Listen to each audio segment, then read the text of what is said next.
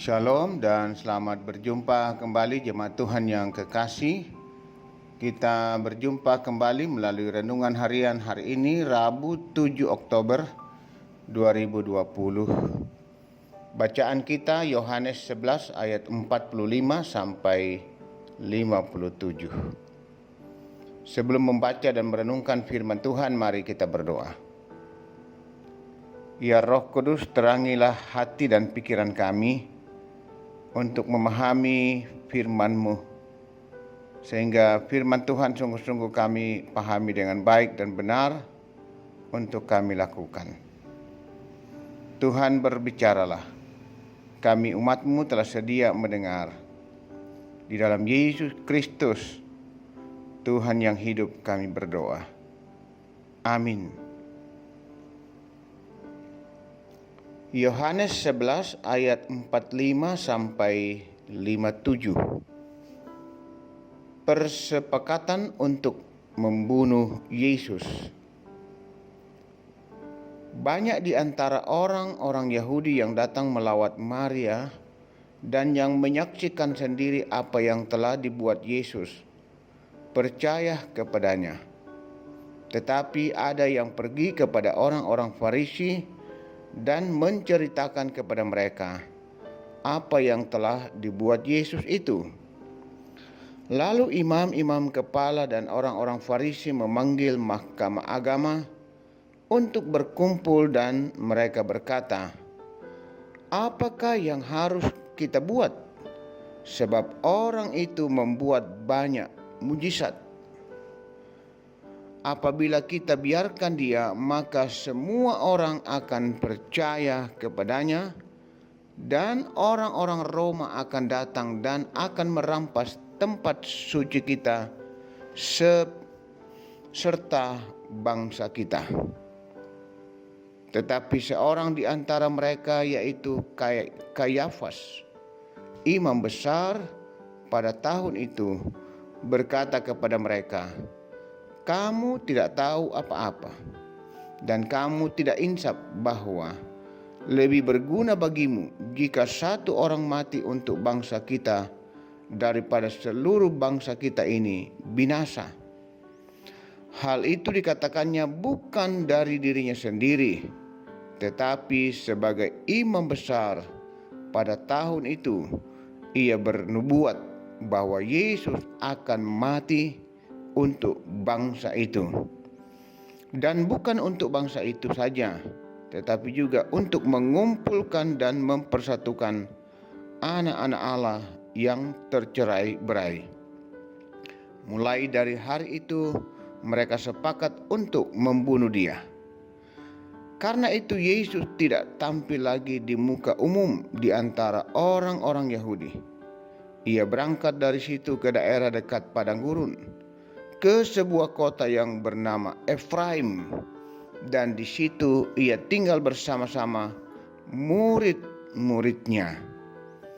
Pada waktu itu hari raya Paskah orang Yahudi sudah dekat, dan banyak orang dari negeri itu berangkat ke Yerusalem untuk menyucikan diri sebelum Paskah itu. Mereka mencari Yesus, dan sambil berdiri di dalam bait Allah, mereka berkata seorang kepada yang lain, "Bagaimana pendapatmu? Akan datang jugakah ia ke pesta?" Sementara itu imam-imam kepala dan orang-orang Farisi telah memberikan perintah supaya setiap orang yang tahu di mana dia berada memberitahukannya, agar mereka dapat menangkap dia. Pikiran yang tersesat. Saudara-saudara, seorang penulis spiritual asal Kanada, Eckhart Tolle, dalam bukunya A New Earth, menuliskan bahwa Perang Dunia Pertama terjadi karena kesesatan berpikir manusia. Ketika pikiran manusia tersesat, ia akan kehilangan kesadaran. Padahal kesadaran sangat dibutuhkan untuk menentukan kualitas kebijakan manusia. Cara berpikir negatif akan mudah mendorong orang melakukan hal-hal negatif. Sebaliknya, seseorang yang terbiasa berpikir positif akan mudah melakukan hal-hal yang positif. Itulah yang terjadi pada orang-orang Farisi ketika memikirkan Yesus secara negatif.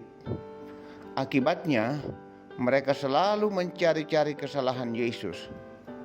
Saat banyak orang percaya kepada Yesus yang telah membangkitkan Lazarus, mereka juga tersinggung dan berujung pada konspirasi antara imam-imam kepala dan Mahkamah Agung untuk membunuh Yesus.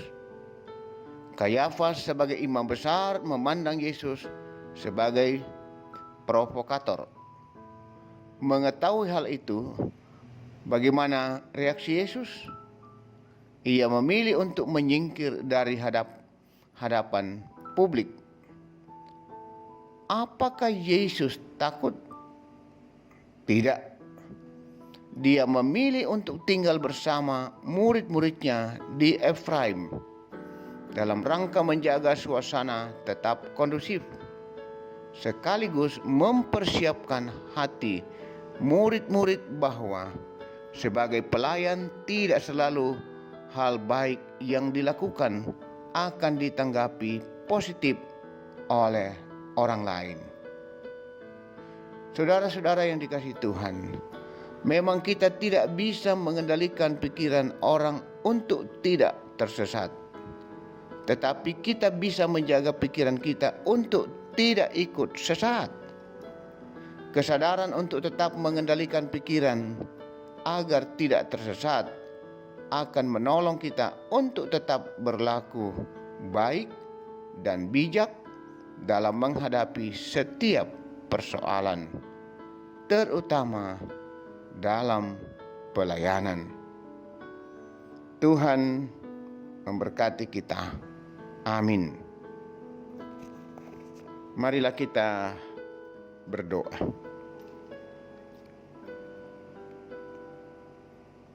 Pikiran kami bisa saja tersesat ketika kami jauh dari Tuhan.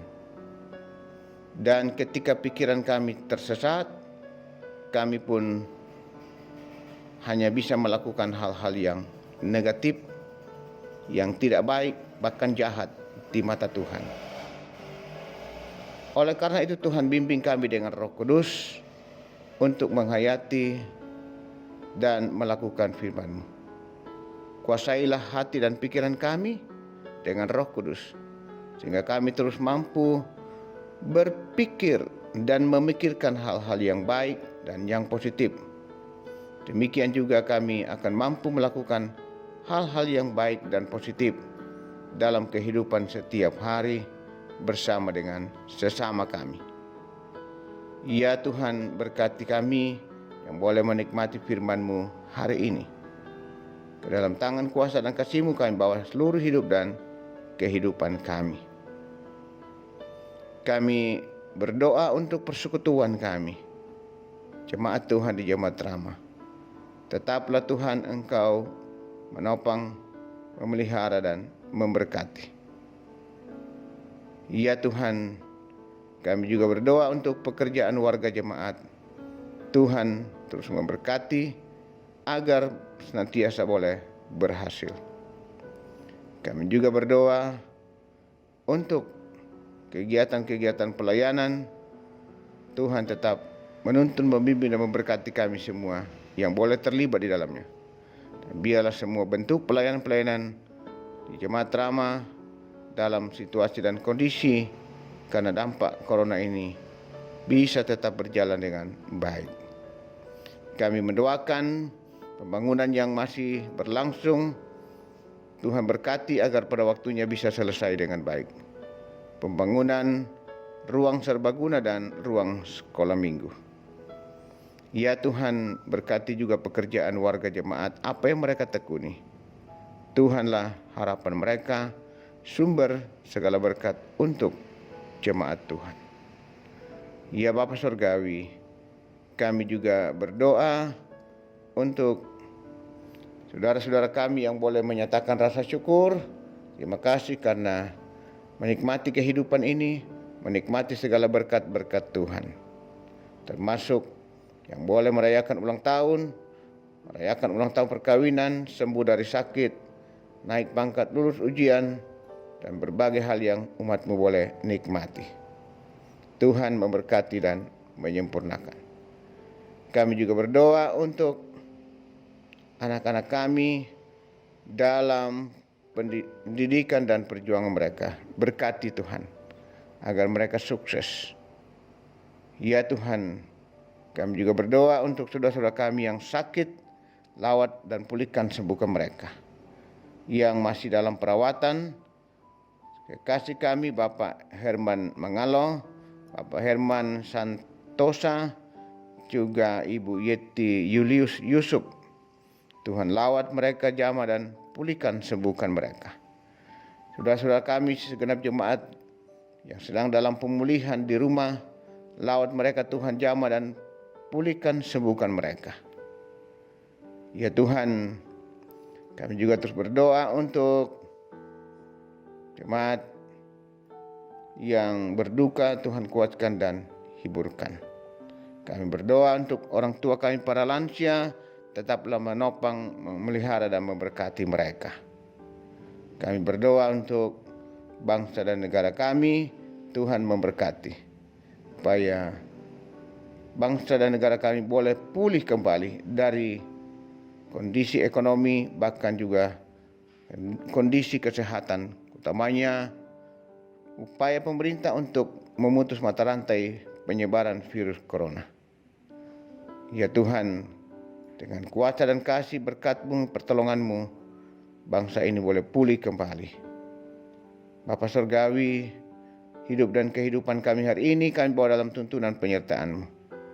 Kehendak-Mu Tuhan yang boleh jadi dalam seluruh hidup dan kehidupan kami. Ampuni dosa-dosa dan salah kami Tuhan. Tuhan mau mendengar dan menyambut, menyempurnakan doa kami. Karena kami bawa hanya dalam pengasihan dan pengampunan Tuhan Yesus Kristus. Itulah Tuhan dan Juru Selamat penebus kami. Amin. Demikian renungan kita pada hari ini. Selamat beraktivitas. Tuhan menyertai dan memberkati kita semua.